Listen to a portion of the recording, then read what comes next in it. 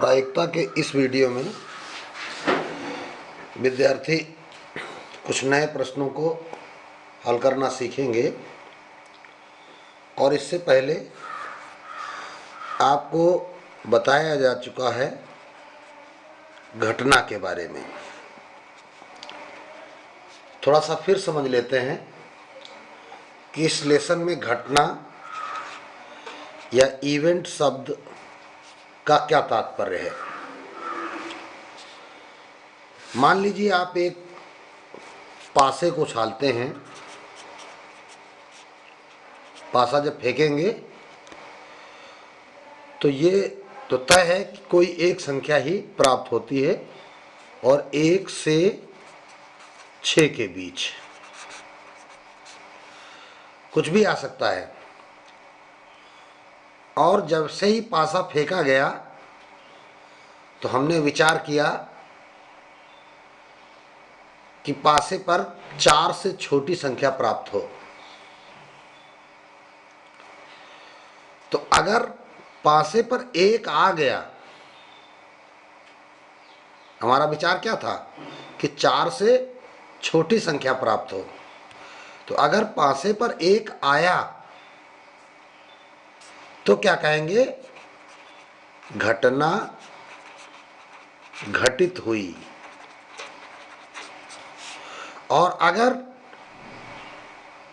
4 आया तो हमने अभी क्या तय किया था कि 4 से छोटी संख्या आए, और अगर 4 आया तो कहेंगे कि घटना घटित नहीं हुई।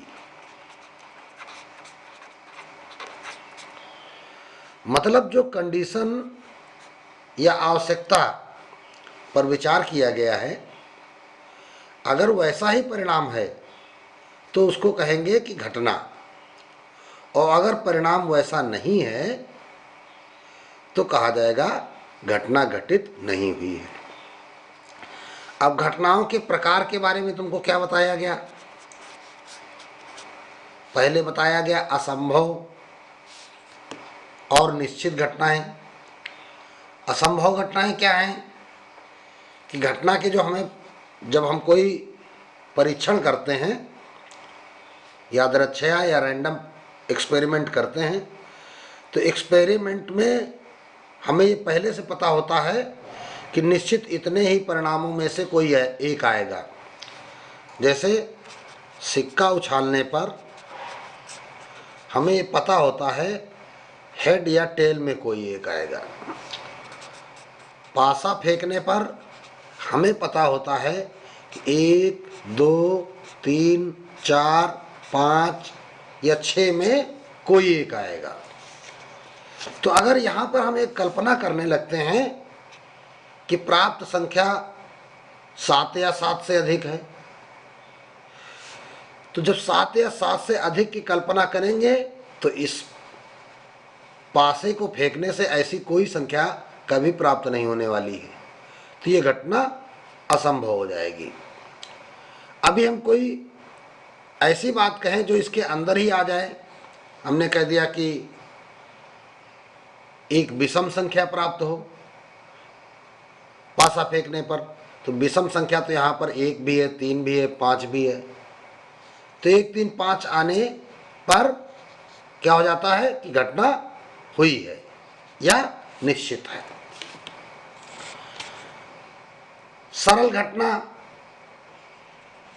जब सिक्का उछालते हैं तो जो हमें परिणाम प्राप्त होती हैं, एक सिक्का उछालने पर या 2 सिक्के उछालने पर, तो यहाँ पर निश्चित घटनाएं हैं और इन्हें सरल घटना कहते हैं। मिश्र घटना क्या होती है? तो मिश्र घटना में जब 1 से अधिक प्रतिदर्श बिंदु हो जाते हैं। कहने का तात्पर्य यह है कि अलग अलग, अगर इस प्रकार बात कही जाए कि एक सिक्के को अगर हम 3 बार उछालते हैं, एक सिक्का यदि 3 बार उछाला जाए तो एक घटना को हमने क्या कहा, ई इस प्रकार है कि तथ्यतः एक चित्त प्रकट हो। तो चित्त का मतलब हेड, तो इसका मतलब क्या हो जाएगा, ई बराबर एक हेड। एक हेड है तो जब 3 बार फेंका जाता है तो बाकी 2 बार टेल हो सकता है, या पहली बार टेल, दूसरी बार हेड, तीसरी बार टेल हो सकता है, या पहली बार टेल, दूसरी बार टेल और तीसरी बार हेड हो सकता है। यही स्थितियां कुल मिला के हो सकती हैं। तो अब कह दिया गया एक दूसरी घटना एफ इस प्रकार है कि न्यूनतम एक चित्त प्रकट हो।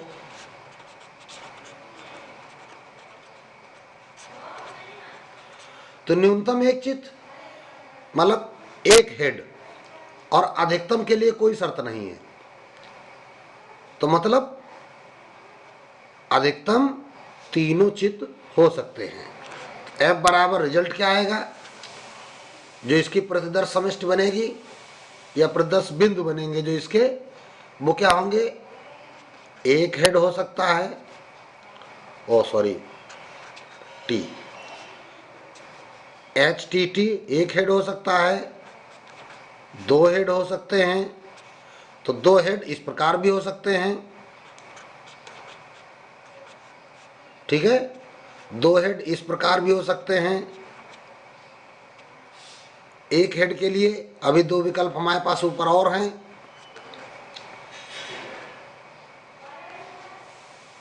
एच टी टी हो चुका है, टी एच टी और टी टी एच, ये 3 विकल्प एक हेड वाले हो गए, ये 2 हेड वाले हो गए विकल्प, और तीनों हेड भी हो सकते हैं।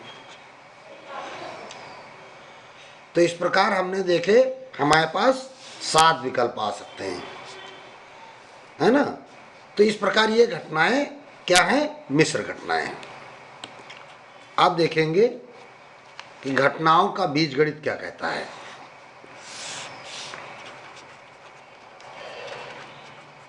घटनाओं का बीज गणित। अब घटनाओं का बीज गणित हमें यह बताता है, यदि कोई प्रतिदर्श समष्टि S हो, इस प्रतिदर्श समष्टि S की 2 या 2 से अधिक अलग अलग घटना हो, जैसे A, B तथा C अलग अलग घटनाएं हों या हैं, तो अब देखिए आपके लिए नंबर 1 आता है पूरक घटना। ये भी पीछे सिखाया जा चुका है। तो पूरक घटना को क्या कह देते हैं, अगर एक घटना की पूरक निकालनी है इन 3 में से, तो ए डैश इसको कह सकते हैं, या ए नहीं कहा जा सकता है, ए की पूरक घटना। तो ए की पूरक घटना को आप ए डैश या ए नहीं कह सकते हैं। तो अब होता क्या है कि ए डैश क्या होता है, मान लीजिए अगर ए बराबर है, एक पासा फेंका गया, तो पासे फेंकने में प्रतिदर्श समष्टि क्या होगी, 1 2 3 4 5 6, और ए एक ऐसी घटना है कि पासे पर सम संख्या प्राप्त हुई, 2 4 6। एक घटना ऐसी है कि पासे पर सम संख्या प्राप्त हुई, और जबकि प्रतिदर्श समष्टि क्या थी, जब पासा हम फेंकते हैं तो हमारे पास कितने संभव परिणाम आ सकते हैं, 1 2 3 4 5 6, इतने परिणाम आ सकते हैं आपके पास। और घटना क्या हुई है कि पासे पर सम संख्या प्रकट हुई है। तो अगर हमें इसकी पूरा घटना निकालनी है तो ए डैश बराबर होता है इन दोनों में जो आपका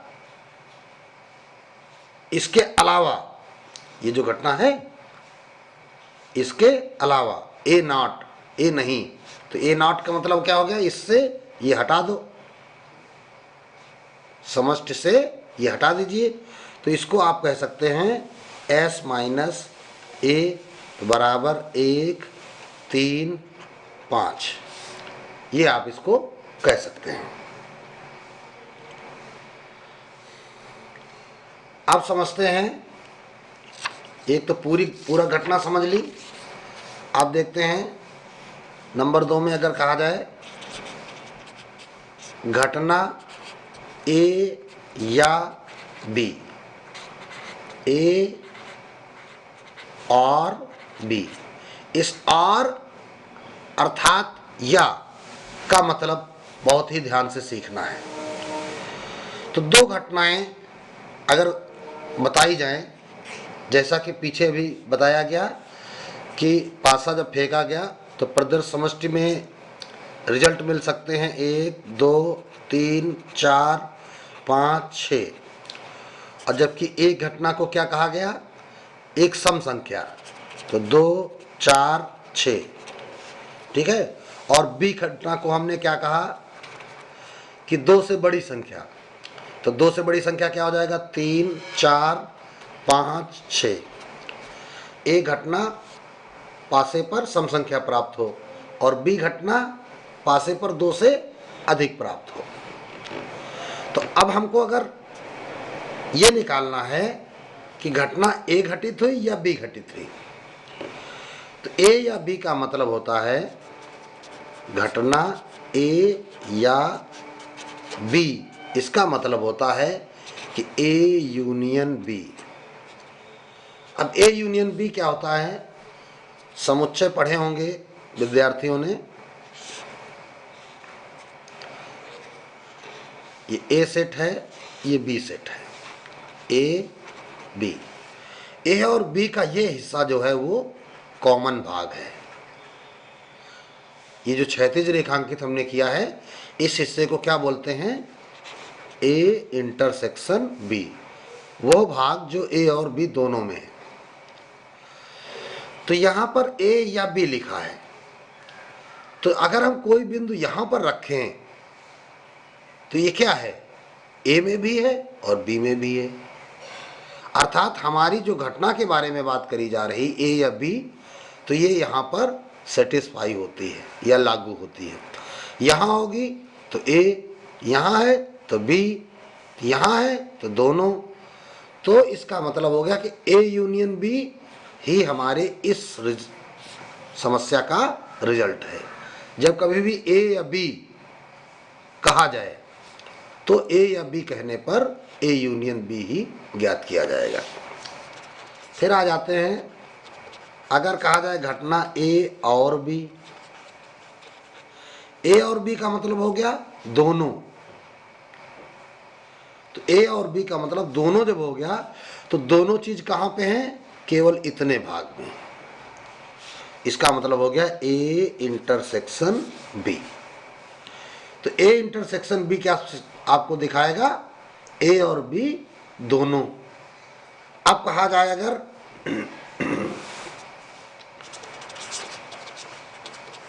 घटना ए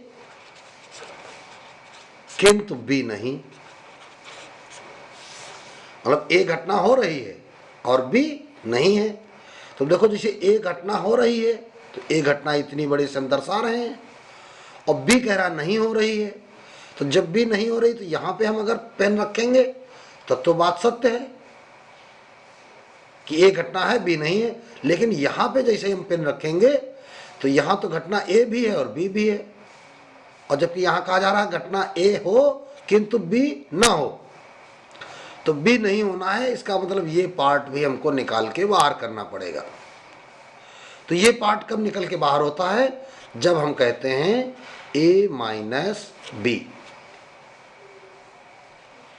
या इसको दूसरे शब्दों में हम कह सकते हैं ए और बी नॉट, बी नहीं तो बी डैश का इंटरसेक्शन निकाल लें। तो जब बी नॉट करेंगे तो बी को निकाल के बाहर कर देंगे, तो ए के साथ जब उसका इंटरसेक्शन कराएंगे, कॉमन कराएंगे, तो बस केवल इतना ही हिस्सा हमें प्राप्त होगा इस साइड का। ठीक है। तो ये दोनों रिजल्ट होते हैं आपके पास कब, जब कहा जाए ए किंतु बी नहीं। तो ये इस प्रकार से अभी हम घटनाओं के बारे में सीख रहे हैं। अब देखते हैं, आते हैं अगली हेडिंग जो मुख्य है, परस्पर अपवर्जी घटनाएं। अब परस्पर अपवर्जी घटनाओं के बारे में बहुत ध्यान से सीखना है। जैसे S एक घटना, S एक प्रतिदर्श समष्टि है जहां पे रिजल्ट हमको 1 2 3 4 5 6 मिल सकते हैं। कैसे मिल सकते हैं? पासा फेंकने पर। और इसमें से हम दो घटनाएं निश्चित करते हैं। ए ऐसा है कि एक सम संख्या प्राप्त हो रही है, और बी ऐसा है कि हम एक विषम संख्या प्राप्त कर रहे हैं। तो अब देखिए जरा, इस प्रतिदर्श समष्टि की दो घटनाओं पर हम विचार कर रहे हैं। पहली घटना में हमको सम संख्या प्राप्त होना है और दूसरी घटना में हमको विषम संख्या प्राप्त होना है। अगर हम पहली घटना के बारे में विचार करते हैं कि हमें सम संख्या प्राप्त हो, तो इसका मतलब क्या हो गया कि विषम अब प्राप्त नहीं होना है।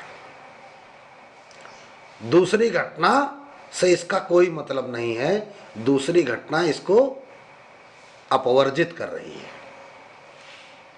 अर्थात हमको इसको अगर सम प्राप्त करना है तो एक साथ ये भी क्या होना चाहिए? विषम नहीं होना चाहिए। अगर पहली घटना में हमको सम प्राप्त हो तो इसका तात्पर्य क्या है कि विषम नहीं होना चाहिए।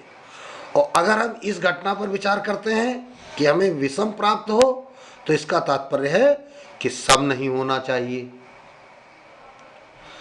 तो जब दो घटनाएं परस्पर एक दूसरे को अपवर्जित करती हैं, मतलब एक का परिणाम हो तो दूसरा उसमें न शामिल हो, तब ऐसी घटनाएं परस्पर अपवर्जी कही जाती हैं। तो यहाँ पर एक कंडीशन हमेशा होती है कि और ए और बी का इंटरसेक्शन जो होता है, दोनों में कुछ भी कॉमन नहीं होता है, फाई होता है।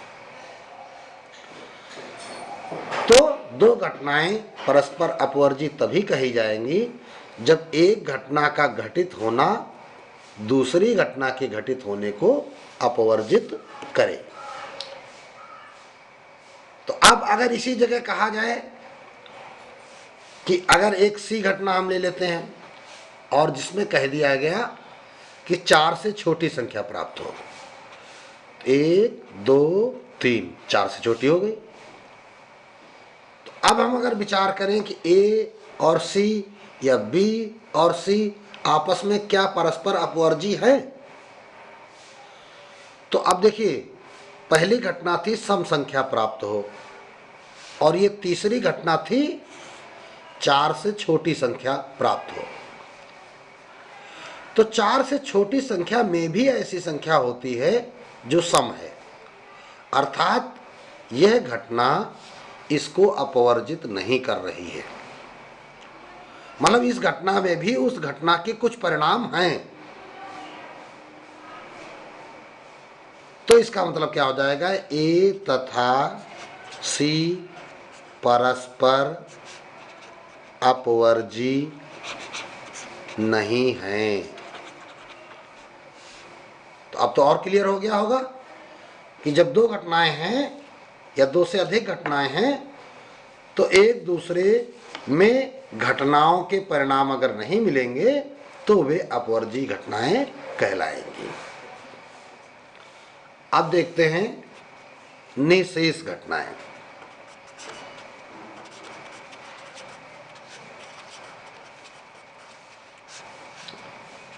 अब ऊपर के उदाहरण से ही ले लेते हैं। क्या देखा था, एस प्रतिदर्श समष्टि है, ए बी और सी इसकी घटनाएं हैं, ये 3 घटनाएं हैं। तो हमने क्या देखा कि ए उप समुच्चय एस का है, बी उप समुच्चय एस का है और सी भी उप समुच्चय एस का है। ठीक, अब अगर हम A union B union C निकालें, 3 घटनाएं हैं, A union B union C, तो ए बी सी तीनों का सम्मिलन निकालें तो हम क्या देखेंगे कि सबके अवयव हमको लिखने हैं, लेकिन रिपीट नहीं होना चाहिए। तो 1 2 3 4 5 6 ये हमने तीनों के अवयव लिख दिए ए बी सी के, तो यूनियन हो गया। और जब ये यूनियन हो गया तो ये रिजल्ट हमें क्या प्राप्त हो गया, ये तो हमें फिर वही प्रतिदर्श समष्टि प्राप्त हो गई। तो ये A union B union C करने पर हमें पूरी प्रतिदर्श समष्टि प्राप्त हो गई। तो इसका मतलब क्या हो गया, अतः ए कॉमा बी तथा सी निशेष घटनाएं हैं।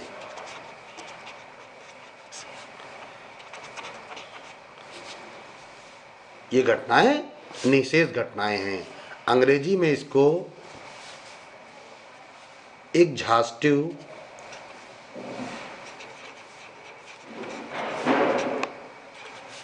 इवेंट्स भी कहते हैं। और परस्पर अपवर्जी घटनाएं जो होती हैं इनको कहते हैं म्यूचुअली एक्सक्लूसिव। इंग्लिश के वर्ड्स भी विद्यार्थियों को तैयार करने चाहिए। Mutually exclusive events.